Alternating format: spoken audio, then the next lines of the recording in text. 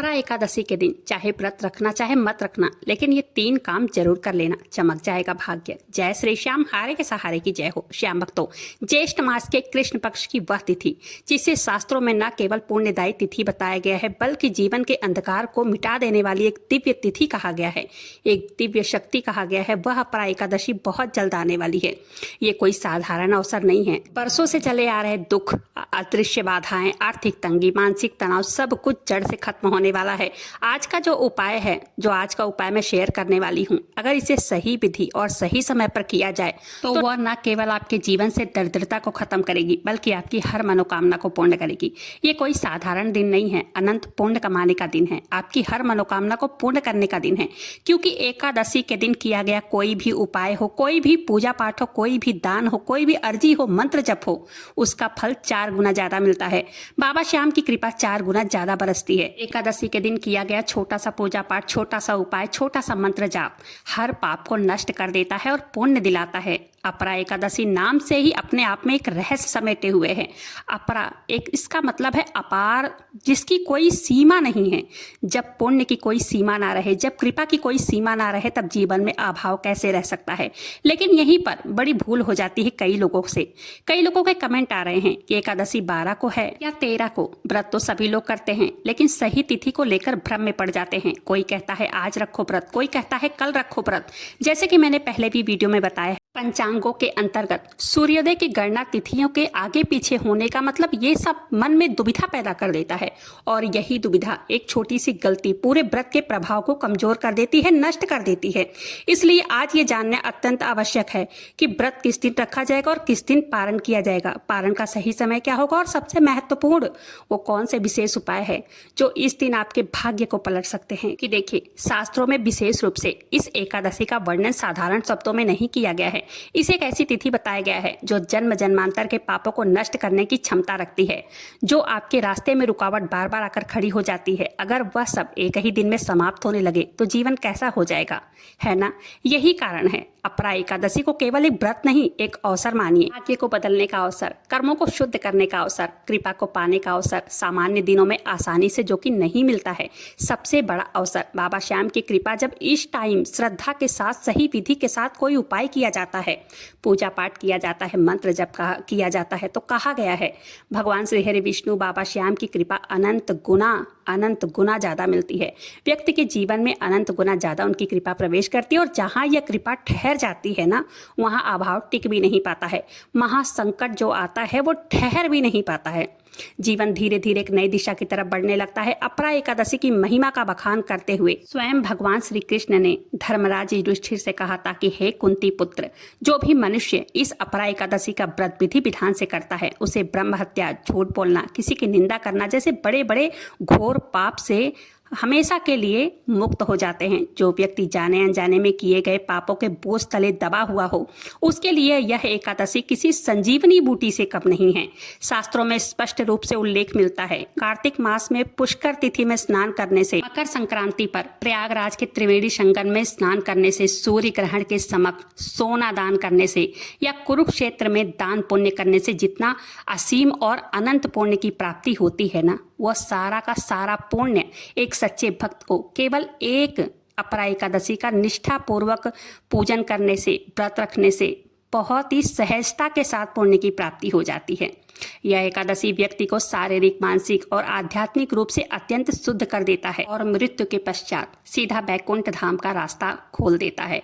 एकादशी का व्रत बहुत ही बड़ी तपस्या है। इस तपस्या में कुछ बहुत बड़े नियम होते हैं, जिनका पालन करना व्रत करने वाले व्यक्ति और व्रत ना करने वाले व्यक्ति के लिए अत्यंत आवश्यक बताया गया है। एकादशी के नियमों की बात करें, इस दिन खान पान, आचरण और व्यवहार में पूर्ण सात्विकता और संयम, प्रार्थना बहुत जरूरी बताई गई है। हमारे पवित्र धर्म ग्रंथों में बहुत ही साफ तौर पर चेतावनी दी गई है। इस एकादशी के दिन चावल, मांस खाने से घोर पाप माना जाता है। पौराणिक कथा के अनुसार माता शक्ति के क्रोध से बचने के लिए पाप ने एकादशी के दिन चावल में ही शरण लिया था। इसलिए एकादशी के दिन चावल में सारे पापों का वास माना जाता है। अतः चाहे आप व्रत में रहें या चाहे ना रहें, एकादशी के दिन अपने घर में चावल ना बनाइए और ना खाइए और ना किसी को खाने दीजिए। इसके अलावा इस पावन दिन पर पूर्ण रूप से ब्रह्मचर्य का पालन करना चाहिए। किसी पर भी अकारण क्रोध न करें, अपने मुख से झूठ न बोले, किसी की निंदा ना करें, चुगली करने से पूरी तरह से बचें। घर में लहसुन, प्याज, मांस, मदिरा, किसी भी प्रकार का तामसिक भोजन का प्रवेश नहीं, बिल्कुल मत करने दीजिए।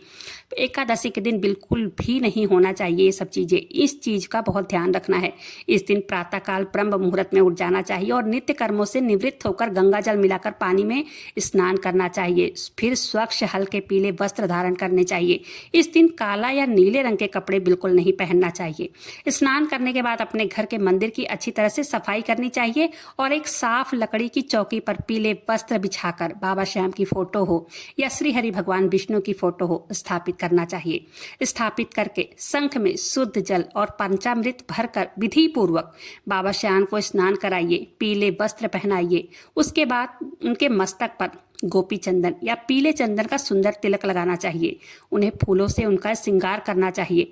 ताजा पीले फल जैसे केला, पपीता, इन सब चीजों का भोग लगाना चाहिए। आज के दिन बाबा श्याम को एक गुलाब का फूल जरूर भेंट करना चाहिए। अगर आज के दिन गुलाब का फूल ना मिले तो एक मोरपंख भेंट करना चाहिए, क्योंकि कई भक्तों के कमेंट आते हैं कि हमारे यहाँ गुलाब का फूल नहीं मिलता है।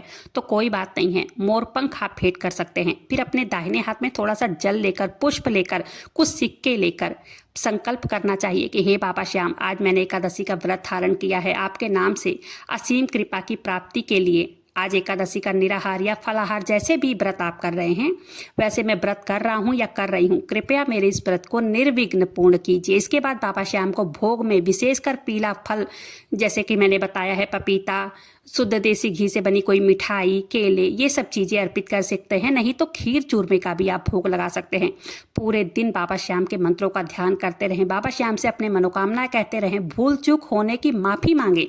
पूजा पाठ में, व्रत में जैसे भी भूल चूक अगर कोई हो तो बाबा श्याम उसे माफ करना, श्री नारायण भगवान विष्णु उसे माफ कीजिएगा।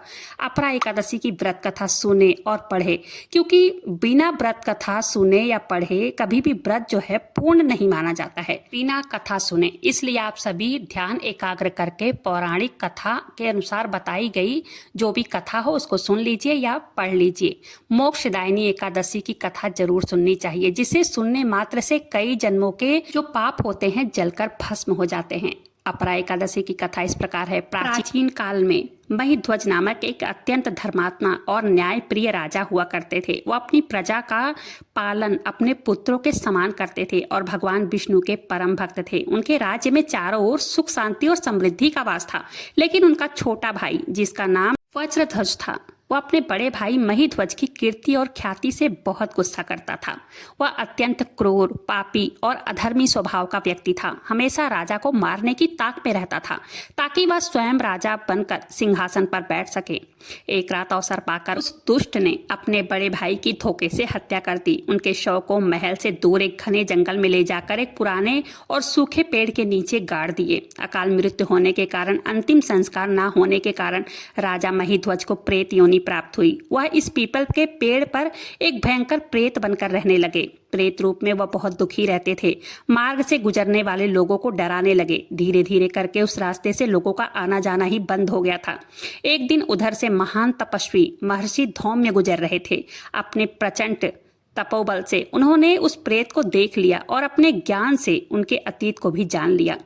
ये कोई और नहीं बल्कि पुण्य आत्मा राजा महिध्वज हैं, जिन्हें छल से मारा गया। महर्षि अत्यंत ही दयालु और करुणा के सागर थे। उन्होंने राजा को प्रेत योनि से इस भयंकर कष्ट से मुक्त कराने का निश्चय किया। महर्षि ने उस प्रेत को अपने पास बुलाया, से लोक और परलोक विद्या का उपदेश दिया। इसके बाद महर्षि ने स्वयं राजा के उद्धार के लिए ज्येष्ठ मास के कृष्ण पक्ष की अपरा एकादशी का पूरे कठोर नियमों और विधि विधान से व्रत रखा। महर्षि ने पूरे रात जागरण किया, भगवान श्री हरि विष्णु की आराधना की।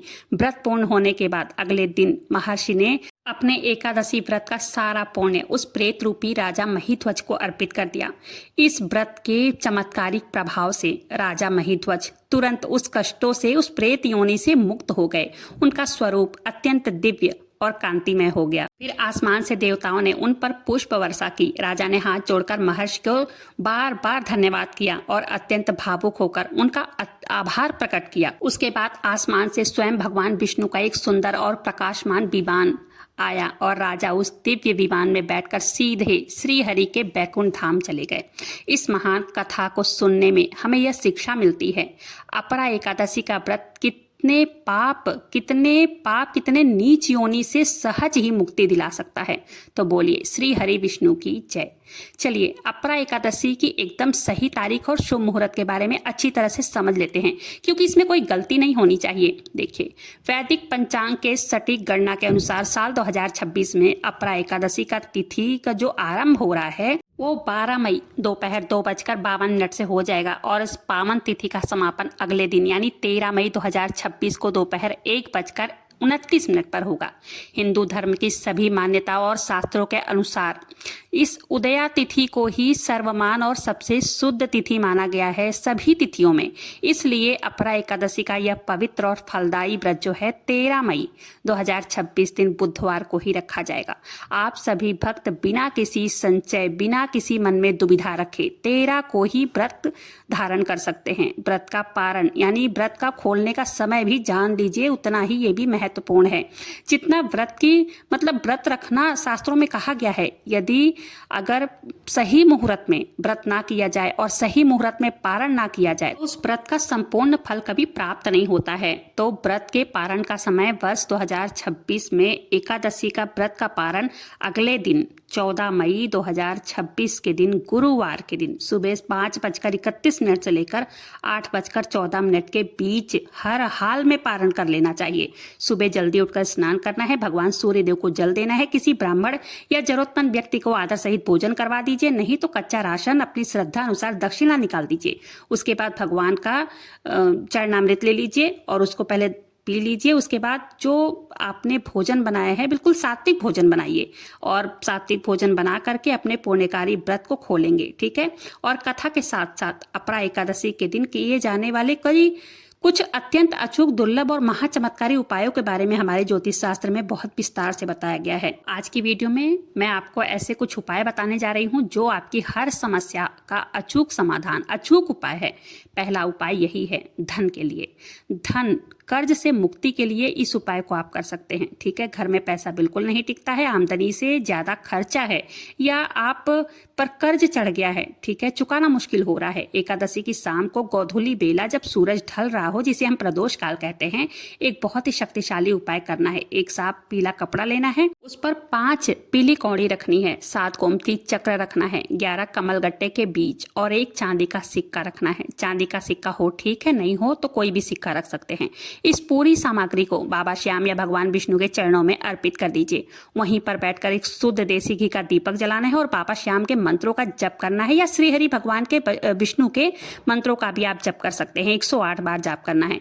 द्वादशी के दिन अगले दिन यानी कि वह पोटली उठाकर अपने घर में तिजोरी में कहीं भी जहां भी आप पैसा रखते हो वहां पर रख दीजिएगा। इस उपाय को करके आप देखिएगा घर में धन चुंबक की तरह खींचा चला आएगा। चारों दिशाओं से धन खींचा चला आता है और आपका सारा कर्ज देखते देखते समाप्त हो जाएगा। नौकरी व्यापार में सफलता के लिए आपको बहुत ज्यादा अगर प्रयास करने के बाद भी मनचाही नौकरी नहीं मिल पा रही है, कार्यस्थल पर कोई ना कोई परेशानी बनी रहती है या आपका व्यवसाय एकदम ठप पड़ गया है, तो सुबह नहा धोकर एक तांबे के लोटे में शुद्ध जल में थोड़ी सी पिसी हुई हल्दी ले लेना है और अक्षत ले लेना है और उसके बाद थोड़ा सा उसमें कुछ मीठा डाल देना है। उस जल को किसी पुराने पीपल के जड़ में धीरे धीरे डालना है और उसके बाद मंत्र जप करना है। जो भी मंत्र आपको प्रसन्न हो, नहीं तो कोई बात नहीं है, बाबा श्याम के मंत्रों का जप कर सकते हैं। ओम नमो भगवते वासुदेवाय मंत्र का जो भी मंत्र आपको पसंद हो वो मंत्र आप कर सकते हैं। देखिए 7 परिक्रमा भी करनी है, एक घी का दीपक भी जलाना है। माना गया है एकादशी के दिन पीपल के पेड़ में माता लक्ष्मी श्री नारायण भगवान विष्णु के साथ वास करती हैं। तीसरा है विवाह दाम्पत्य जीवन की बाधा को दूर करने के लिए जिन लड़के लड़कियों की विवाह में लगातार कठिनाइयां बनी रहती हैं, रिश्ते आ रहे हैं लेकिन बात नहीं बन पाती है या तो दाम्पत्य जीवन में हमेशा अनबन का माहौल बना रहता है, उन्हें इस दिन भगवान विष्णु को दक्षिणावर्ती शंख में थोड़ा सा केसर मिला कच्चा दूध हो तो उसे भरकर अभिषेक करना चाहिए। साथ ही साथ घर के आसपास केले के पेड़ हो तो केले के पेड़ की विधि विधान से पूजा करना चाहिए। उसमें थोड़ा सा चने की दाल, थोड़ा सा गुड़ चढ़ाना चाहिए। भगवान के स्वरूप का ध्यान करना चाहिए। यह उपाय व्यक्ति के जीवन में अद्भुत आकर्षण, शांति और अपार प्रेम भर देता है। चौथा है शत्रु हर काम में अगर बाधा डालते हैं, जीवन में शत्रु बहुत पड़ गए हैं, बहुत ही ज़्यादा परेशान कर रहे हैं, अड़चन डाल रहे हैं। तो अपरा एकादशी के दिन भगवान श्री हरि विष्णु या बाबा श्याम को पीले रंग के वस्त्र अर्पित कीजिए। इसके बाद किसी योग्य ब्राह्मण या मंदिर के पुजारी को पीले रंग की मिठाई, पीले फल का दान जरूर से कीजिए। इस उपाय को करने से समाज में आपका मान सम्मान बढ़ता है और छुपे हुए शत्रु भी आपके सामने नतमस्तक हो जाते हैं। 5वां है, अगर आप पितृ दोष से परेशान हैं, बीमारियों से मुक्ति पाना चाहते हैं, घर में कोई न कोई हमेशा बीमार रहता है, तो एकादशी के दिन दक्षिण दिशा की तरफ मुंह करके 1 लोटा जल में थोड़ा सा काले तिल मिलाकर अपने पितरों को स्मरण करते हुए वो जल धरती पर प्रवाहित कर दीजिए। अपरा एकादशी का व्रत तो वैसे भी प्रेत योनि और पितृ दोष से मुक्ति दिलाने वाला माना गया है। व्यक्ति ये उपाय करके अपने पितरों को तुरंत तृप्त कर देता है और उनके आशीर्वाद से आपके घर में सुख, शांति और समृद्धि लौटेगी। घर में बहुत ज़्यादा अगर नकारात्मक प्रभाव है, नकारात्मक प्रभाव से आप बचना चाहते हैं, प्रकार के नकारात्मक ऊर्जा को नजर लगी है, तो उसको जड़ से खत्म करने के लिए एकादशी की शाम के समय अपने घर के मुख्य द्वार पर दोनों तरफ शुद्ध देसी घी के दीपक जरूर जलाना चाहिए। उन दीपकों में 2-2 साबुत लौंग डाल देना है। बहुत ही गुप्त और अचूक उपाय है जो आपके घर को हर प्रकार की बुरी नजर, नकारात्मक शक्ति से हमेशा के लिए सुरक्षित कर देता है। अगला उपाय है, अगर आप गंभीर बीमारी से मुक्ति के लिए, यदि परिवार में कोई सदस्य लंबे समय से किसी बीमारी से पीड़ित है और महंगी से महंगी दवाइयां भी असर नहीं कर रही है, अपरा एकादशी के दिन बाबा श्याम को शुद्ध पीले चंदन का लेप लगाइए। भगवान के समक्ष चूरमे और चरणामृत का भोग लगाइए। उसके बाद आपको बाबा श्याम के सामने बैठकर उनके मंत्रों का जप करना है, श्याम चालीसा का पाठ भी करना है, साथ ही साथ विष्णु सहस्त्र नाम का पाठ भी जरूर से कीजिएगा। पाठ खत्म होने के बाद जो भी चरणामृत आपने जो चढ़ाया है बाबा श्याम को, उस चरणामृत को बीमार व्यक्ति को प्रसाद स्वरूप ग्रहण करा दीजिए। बाबा श्याम की कृपा से आप देखेंगे उनके स्वास्थ्य में बहुत तेजी से और चमत्कारिक रूप से सुधार होने लगेगा। अगला है दुर्भाग्य से सौभाग्य के लिए। अपने दुर्भाग्य को सौभाग्य में बदलने के लिए एकादशी के दिन गौ माता को अपने हाथ से हल्दी से बनी हुई रोटी या फल, केला जरूर खिलाना चाहिए। माना जाता है गौ माता में 33 कोटि देवी देवताओं का वास माना गया है। एकादशी के दिन गौ सेवा करने से जीवन के सभी कष्ट स्वतः ही दूर हो जाते हैं। सकारात्मक ऊर्जा और लक्ष्मी आकर्षण के लिए शाम के समय अपने घर के मंदिर में बैठकर दक्षिणावर्ती शंख से ध्वनि अवश्य करें। शंख की वजह से मंगल ध्वनि जब घर के कोने कोने में गूंजेगी, ये सकारात्मक ऊर्जा को भर देती है। माता लक्ष्मी उस घर की ओर स्वतः ही आकर्षित हो जाती हैं। अगला उपाय, मनोकामना पूर्ति के लिए उपाय। कोई भी मनोकामना हो अब तक आपकी जो नहीं पूरी हुई है, वो अपरा एकादशी की रात भगवान विष्णु और बाबा श्याम के समक्ष बैठकर 108 बार मंत्र जाप करने से इंसान के जीवन में ऐसी कोई मनोकामना ही नहीं है जो कि पूरी न हो, अधूरी रह जाए। हर मनोकामना सुनी जाएगी, हर अर्जी कबूल होगी, हर परेशानियां दूर होगी, चमत्कारिक रूप से समृद्धि आपके घर में आने लगेगी। एकादशी के पावन दिन पर अपने मन को एकदम निर्मल रखें, छल कपट से दूर रहें और अपने ज्यादा से ज्यादा प्रभु के चरणों में अपने आप को समर्पित कर दीजिए। प्रभु के भजनों में, प्रभु के मंत्र जप में अपने आप को समर्पित कर दीजिए। तो आज की ये वीडियो यहीं पर समाप्त करते हैं। वीडियो पसंद आई हो, एक लाइक जरूर से कीजिएगा। अपने ही चैनल मैजिक उपाय को सब्सक्राइब करना बिल्कुल भी मत भूलिएगा।